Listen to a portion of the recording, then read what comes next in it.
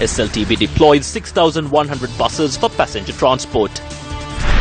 Trade unions warned they would continue the strike until the new fines are removed. Three-wheeler strike action temporarily called off. Public transport obstructed, damaged and attacked. Frontline Socialist Party Politburo member Kumar Gunaratnam released from jail. A very good evening to all our viewers and welcome to Friday's edition of Primetime News. We are coming to you live and direct from the Newsfirst studios here in Colombo. I am Joel Outscored. And I am Arundhati Mudanayake. Let's take a look at the stories in detail now.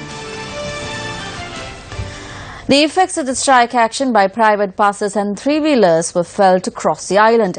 However, the Sri Lanka Transport Board and Sri Lanka Railways continued their operations in order to meet the transportation requirements of the general public.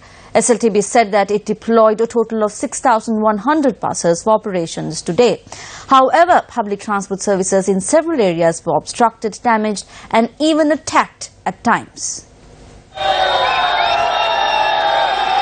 Private bus operators and three-wheeler drivers in the Negombo town marched towards the Galkanda railway crossing in Negombo this morning. Then they demonstrated on the Chilao-Colombo main road while the train plying from Fort to Chilao was forced to stop at the Galkanda station.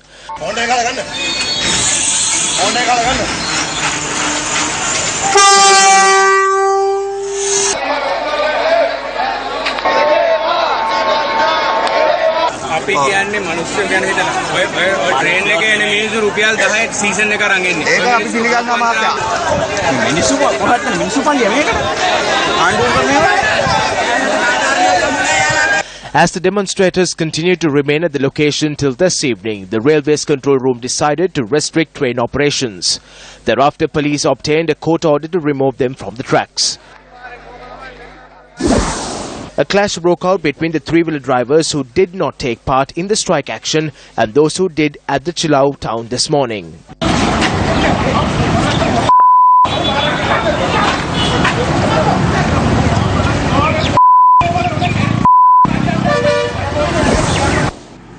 At around 5:10 this morning, stones were hurled at a SLTB bus plying from Kuliapitiya to Kurunagala at the Kitaval area. 2 passengers were injured and were admitted to the Kuliapitiya district hospital. I was in the rear seat. My ear was hurt badly and I had to have it stitched. I was sleeping en route to classes. I heard a sound at once and my ear was bleeding.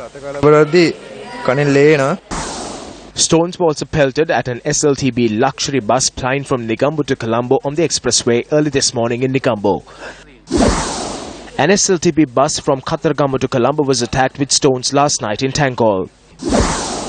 Another SLTB bus came under stone attack in Thal Aramba while operating from Tangol to Trincomalee. The driver sustained injuries. 2 persons came in a motorbike. They attacked the bus with a stone causing damages. It was with the greatest difficulty that I controlled the bus and brought it to a stop. An SLTB bus operating from Kalmune to Colombo was pelted with stones in the Varakapula, Randavanduna and Varalavatta areas.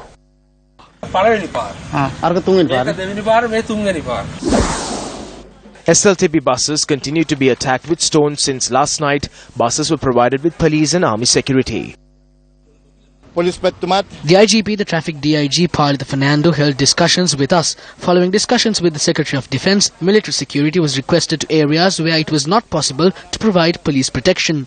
Therefore, the general public need not have any fear over the minor incidents. We will continue bus operations. For the latest on the trade union action, we now cross over to Newsfirst Azra Azan, who is standing by in Colombo Fort. Azra? I'm currently at the central bus stand here in Fort. With the strike action being in effect, what we noticed was a large number of people gathered here at the central bus stand in Fort and waiting for their respective buses to arrive. And another thing what we noticed was that a large number of long distance travelling people waiting for their buses such as Kilinochi, Putlam, Anuradhapura, Kandy. When we spoke to the officials here, they said 165 buses, 165 CTB buses within effect from 2 o'clock in the morning have been transporting people to Kandy. So as you can see, as you can witness, there's a large number of people here gathered, waiting for their respective buses to come, with the weekend coming in, waiting to go back to their houses. So stay tuned to Newsfirst. We are here to bring you the latest update on the strike action that has been launched. For the Newsfirst team, I'm Azra Hassan. Well, thank you very much, Astra, for that update. Now, police have fired tear gas to disperse those who were demonstrating by obstructing the train tracks leading to Puttalam and the Negombo-Colombo main road. Police said that those resorted to this action as the demonstrators defied court orders to disperse. Three-wheeler drivers were engaged in the demonstration on the tracks and the main road for over 10 hours. They were protesting against the fines imposed for traffic offences.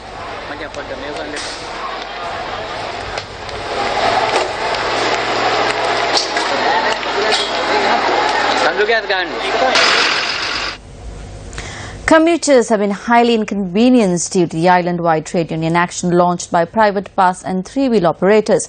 However, trade unionists have pledged to continue their battle till a decision is reached to remove the proposed new fines for traffic offences.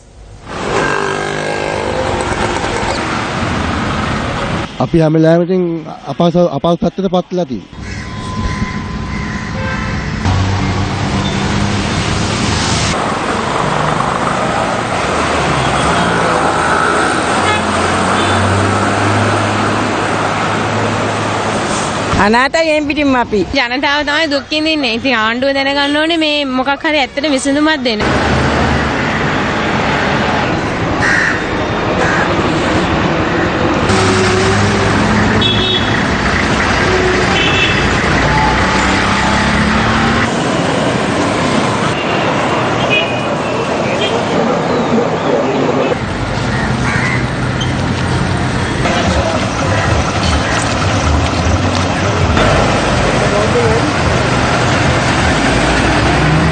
අපිට තියෙන ප්‍රශ්නේ තියෙන්නේ මේ එක එක්කෙනාට තවන්ගේ මේ මදිකතර කරගන්න ඉඩ දීලා අපේ වැරද්ද තියෙන ජනතාව වෙච්ච හැටි.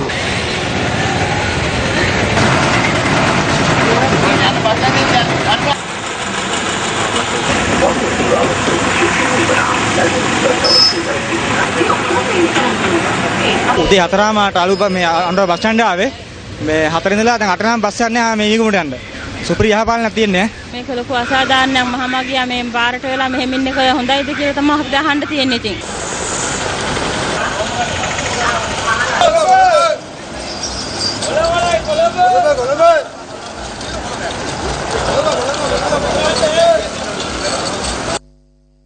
Our correspondents in the Northern Province reported that the bus strike did not affect activities in the Northern Province. Gamnu Vijayratna, the chairman of the Lanka Private Bus Owners Association, continuously stated that his association would not join the trade union action. However, this is the manner in which his buses were parked in close proximity to his residence. I am not the chairman of the Bus Operators Association. I am the chairman of the Lanka Private Bus Owners Association. There were no drivers and conductors to operate the buses today. A problematic situation occurred as a result. The government did not care about our requests. Our so-called chairman of bus associations, Gamnu Vijayratna, misled the government. It is abundantly clear. We are prepared to continue this island-wide strike. The fine, which was at 550, has to be reduced to this amount once more. Although there were reports that containers as well as truck drivers would be joining this strike, our reporters around the country said that services provided by them did not falter today. No one informed us that prime movers should go on strike. We are not on strike. The bus operators are on strike. It is quite fair seeing as to how much they are paid. If they get a fine of 25,000 rupees, what will happen to them? Meanwhile, a group of three-wheeler trade unions staged a motorcade from opposite the Vihara Mahadevi Park towards the Presidential Secretariat today. Their aim was to provide a letter to the Secretariat on the decision to increase fines for traffic violations. As the protesters were nearing the Presidential Secretariat, police took steps to cordon off Lotus Road and stop the motorcade. Several representatives were given the opportunity to enter the Presidential Secretariat.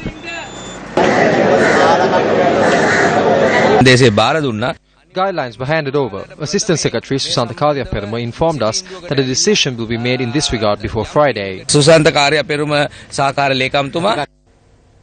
A video of a bus moving recklessly on the streets with a poster reading, "It supports the strike action," has gone viral on social media. Let's take a look.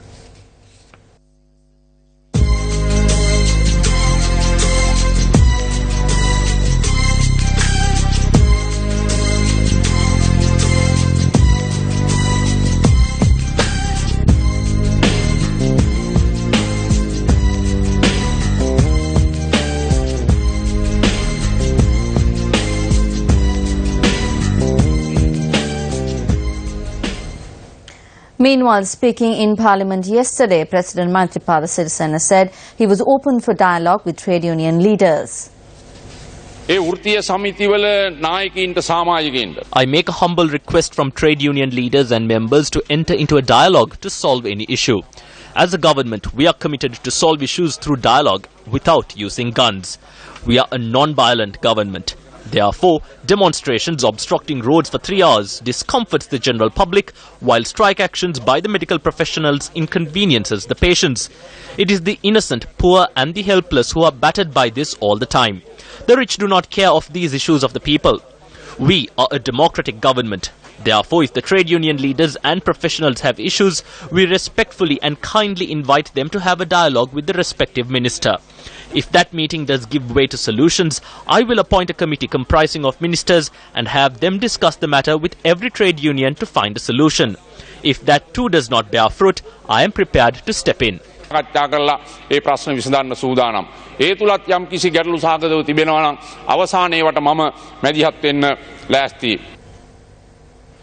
Parliamentarian S.M. Marika expressed his views on the strike action of bus trade unions. Building material for the development of the Al-Mustajul Muhammadiyah Mosque in Colombo 10 was handed over under the auspices of UNP MP S.M. Marika. Norway and Sweden recorded the highest number of accidents in the world 3 decades ago. Around 14,000 accidents were reported a year during that time. However, they imposed strict laws and have reached their current status. Currently, Norway and Sweden are the countries with the least number of accidents. Therefore, the fine of 25,000 rupees is a program that is implemented to create a more disciplined society. Why are they saying no to the fine of 25,000 rupees? They want permission to drive under the influence of liquor and without a license and to overtake from the left. Sri Lanka is the only country where people want permission to commit offences. It is a mafia that says that private buses will go on strike. What is this mafia asking for? They want the go-ahead to commit offences. Good governance does not mean that we have no spine. The President and the Prime Minister say that this country cannot be developed through demonstrations. This mafia has levelled attacks against 20 SLTB buses. They need to be apprehended and the law needs to be enforced. They need to be punished through judicial means. Good governance does not mean to dance to the tune of others and to destroy the country. However, a joint gang is working to use the freedom given through democracy and destabilize the country. Good governance will not allow groups to dance to their tunes as well.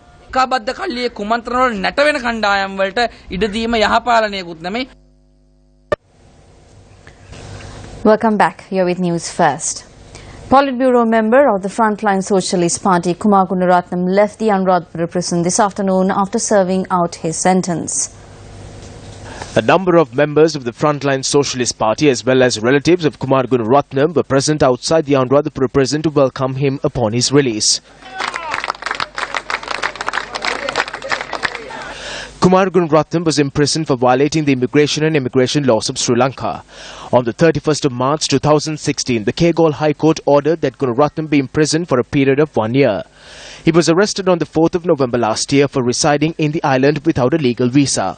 Following his release from prison, Kumar Gunaratnam expressed the following views to the media. This is our struggle to obtain our political rights. If we are to obtain some kind of justice, the way I say it, what we achieved today is solely due to the efforts of our party members and all other members affiliated to leftist parties. We have made a number of demands. As of now, we have submitted a number of applications. These applications were submitted even before I was taken into custody. I came to Sri Lanka on the 1st of January 2015. Since that day, we have been continuously submitting applications in order to prove my ancestral citizenship. The problem that existed all this time is that there was no one to accept my applications. Instead of accepting my applications, all they did was to arrest me and imprison me in order to fulfill their political agendas. අධිකරණ ක්‍රියාමාර්ගයකට යොමු කරේ. As a mother, I am very happy. I have only one son. I lost a son on a prior occasion. Therefore, I wish to keep my son in this country somehow or the other. Therefore, I request government officials to please grant him citizenship in Sri Lanka. I request that he be allowed to carry out his work in Sri Lanka. The government has now accepted the problem of Kumar Gunaratnam as one of its problems and accepts that normal citizenship should be given to him. However, the way we say this as a struggle that goes beyond his civic rights and his political rights. Noel Mudalige alias Premakumar Gunaratnam. Gunaratnam was imprisoned on the charge of violating the immigration and immigration law of Sri Lanka and for staying illegally in the island. While the whereabouts of Gunaratnam was unknown for a period of time, he was arrested by police on the 4th of November 2015 while he was at his mother's residence located in Angurwala, Kegol. Born in Kegol in the year 1965, Kumar Gunaratnam entered active politics in 1981 as a member of the JVP. A topic widely spoken in society today is the adverts placed by MPs to sell the vehicle permit they receive as part of parliamentary perks. What is advertised for sale here are super luxury vehicles. Among them, we made inquiries with regard to two Toyota Land Cruiser V8 SUVs. The SUVs, manufactured in the year 2016, are estimated to be worth nearly 40 million rupees. There was a V8 advertised for sale. Can you give me some information on that? You can consider giving us an offer. What are the facilities available in this vehicle? This is the model that was imported under an MP permit. It is a full option vehicle with the double spare wheel. We imported it under the permit.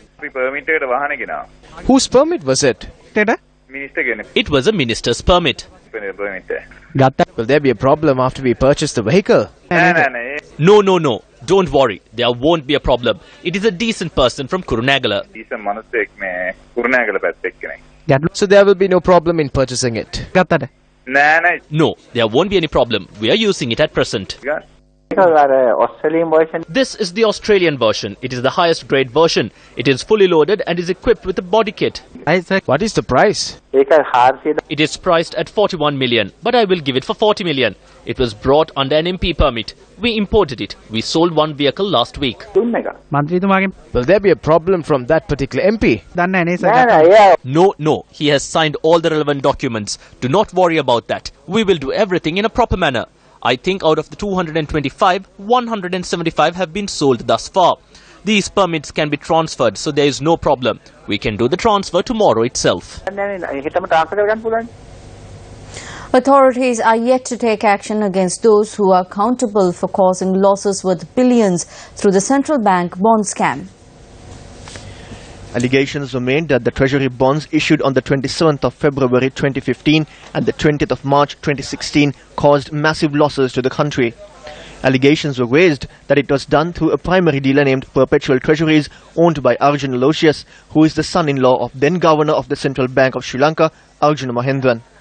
With information on the matter coming to light, President Maithripala Sirisena ordered for a committee to be appointed to probe the matter, and later it was appointed through the intervention of the Prime Minister. The three-member committee appointed by the Prime Minister comprised of lawyers closely associated with the United National Party and are namely Gamini Pitipana, Mahesh Kalugampitiya and Chandimal Mendis. Their report was produced to Parliament on the 19th of May 2015 and it called for a further investigation without naming those responsible. The Committee on Public Enterprises or COPE was then chaired by D.E.W. Gunasekara and during 11 meetings evidence was recorded from 42 persons. When the report was to be tabled, Parliament was dissolved on the 26th of June 2015. Following the elections, Sunil Hanunetti was made the chairman of COPE and it commenced its probe into the matter amidst many obstacles. It was at this time that the central bank refused to disclose information to the Auditor General, citing that it cannot release sensitive information. Despite obstacles, the observations of the Auditor General's report was that during both bond issuances, the country suffered a loss of 1,674 million rupees. It was also observed that the Governor of the Central Bank of Sri Lanka had failed to operate in a professional manner. While COPE investigations took place based on the Auditor General's report, a UNP MP resigned from COPE and Minister Sujiva Senasinghe was appointed to fill the opening. Later, several members of COPE alleged that UNP members in the committee had raised issues and attempted to undermine the final report. Allegations were also raised that certain state officials who were summoned to provide evidence before COPE had to undergo many issues, prompting the chairman of COPE, Sunil Handunetti, to step out of the meeting. The final report of COPE was presented to Parliament by MP Sunil Handunetti with the footnotes by the UNP MPs attached to it. The Auditor General later said that he only agreed to the report that excludes the footnotes. The observation of COPE was that Arjun Mahendran should be held accountable for this issue and legal action must be taken against perpetual treasuries. However, the Prime Minister later ordered for the COPE report to be directed to the Attorney General. It is currently in the possession of the AG and his observations are yet to be directed to the Prime Minister. Later, the committee received a statement bearing the signature of the Secretary of the Monetary Board of the Central Bank with clarifications of the footnotes of the report and other attachments. A report released by the Central Bank recently noted that during the first 7 months of 2016, the debt burden of the country had increased by 70.1 billion rupees due to the sale of bonds for higher prices. Media reports also noted that perpetual treasuries generated a profit of 5 billion rupees during the first year in which the treasury bonds were issued. Therefore, while many facts have been exposed through several reports, how is it that those who have allegations against them are roaming free? We can gather all we have and get the Attorney General's advice on it. Parliament has secured a victory. As the government of good governance, we are accountable to it. If an inquiry was held into the Greek bonds, then this issue will not arise. We did it. We turned rogues into those who follow good governance.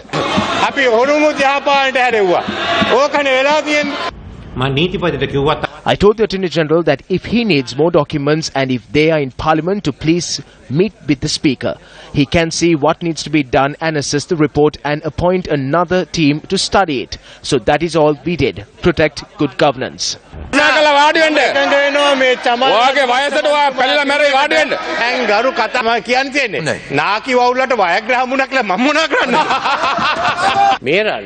Attorney General can advise the government. With the exception of our privileges, other questions are posed to the Attorney General. Include the bond scam into this as well.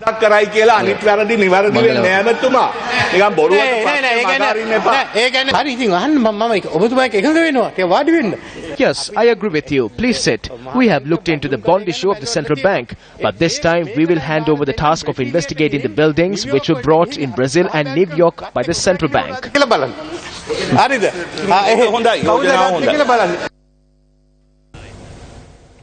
Over the last 4 days, News First dived deep into the rich history of Ceylon tea, a brand that has taken our island to the pinnacle of the global arena and explored the diverse threats it faces. Today, on the final day, the series concludes with a look to the future and whether there is hope for an industry many believe to be in the decline. With Ceylon tea about to celebrate its 150th year, can the industry secure its future? Because if action is not taken, it could disappear like the coffee industry before it. 75% of Sri Lanka's tea growing regions are at risk from climate change. But if planters adopt recommendations and plant newly developed seeds, there is hope. Tea planters can continue their long history of adapting to a diverse climate. We have been working on this climate change and how to mitigate the climate change. One of the ways doing that is, the development of new varieties resistant to, the drought and high temperatures, which we have been successful, and we are hoping to release that new set of cultivars in 2017. But even if tea plants thrive in new conditions, Ceylon tea will still struggle to be competitive. Demand for tea bags is increasing, yet only 10% of Ceylon tea production targets this market. The Minister of Plantations insisted that the industry should continue to focus on premium orthodox tea. We can't be destroying what we have to go into a new form of manufacture. So I feel the best form is to retain what we have now, protect it, and then to build on that. However, the Minister was not against change. I feel Sri Lanka has to be more innovative in their product. While it is unlikely that Sri Lanka will beat India and Kenya on cost of production, are there other opportunities for growth? The Minister responded to a hotly debated topic among exporters, whether to import cheaper tea to blend with Ceylon tea. have some blending here, but also to protect our traditional industry is also very important. We see a trend towards organic tea and also flavored tea and herbal teas also. So we will make policy decisions accordingly on how to expand on those markets. So we are looking at new markets, particularly Iran, the US and China. High wages and low output are often cited as the main threats to the industry's sustainability. The Minister described the recent wage agreement with a partial link to productivity as a breakthrough, and like many others, said the model needed to be built on. We have a very regimented system, so all that is not necessary. We want to make them workers, sort of a social business entrepreneur. So worker will pluck the field assigned to him or her, then we will take over the leaf and they will convert into black tea, like what is done in the smallholder sector so successfully. But will attempts to emulate the smallholder sector be successful without government subsidies to incentivise? When questioned on whether it is unfair that smallholders receive subsidies, the Minister said he wanted to reintroduce planter fertiliser subsidy. It looks as though the government may also want to rectify damage caused by the weedicide ban. We can't allow the industry to be affected by policy decisions that are not properly studied. This glyphosate ban has to be given, the tea industry has to be given exemption for it. Away from the fields, older machinery and some of the tea factories may be fit for purpose, but often the worker housing isn't. However, the Minister has announced plans that could transform the living conditions of many. 40,000 houses will be built through the Indian assistance of the Indian government. And that's a real, going to be a real social change. Other small but welcome innovations are taking place as awareness of worker well-being and a need to retain the industry's workforce grows.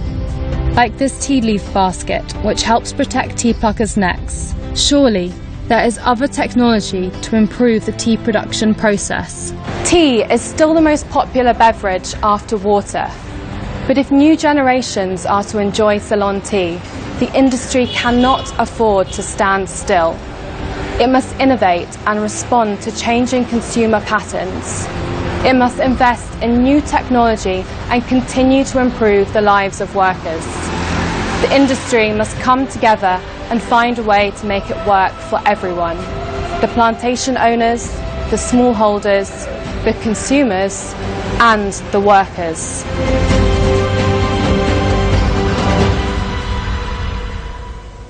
Now, if you missed any of the episodes of this special series, you can watch them on our Facebook site and on your YouTube channel. Now we wrap up this edition of Primetime News with some shocking news for all F1 fans. Now world champion Nico Rosberg has announced he has retired from Formula 1 with immediate effect. The 31-year-old German won his first world title on Sunday, beating Mercedes teammate Lewis Hamilton by finishing second in the final race in Abu Dhabi. And with that, we wrap up tonight's edition of Primetime News. Thank you very much for joining us. I'm Arundhati Mudannaika. I'm Zola. Go and have yourself a great weekend ahead. Take care. Good night.